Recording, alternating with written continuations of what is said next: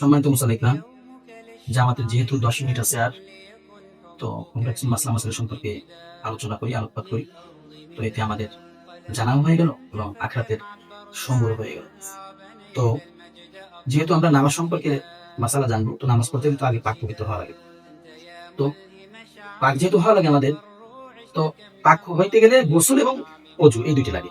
তো আমরা আগে গোসল থেকে শুরু করি, যে সর্বপ্রথম গোসল করতে হয় আমাদের পাক করার জন্য।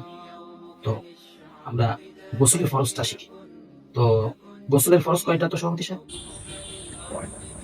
হুজুর, পাঁচটা পাঁচটা পাঁচটা। না সভাপতি সাহেব, আসলে গোসলের ফরজ 5টা না, গোসলের ফরজ হচ্ছে 3টি। 1 নম্বর হচ্ছে কুলি করা, 2 নম্বর হচ্ছে নাকের মলস্থানে পানি গোসল, 3 নম্বর হচ্ছে সমস্ত শরীর ভালো করে ধুতে হবে।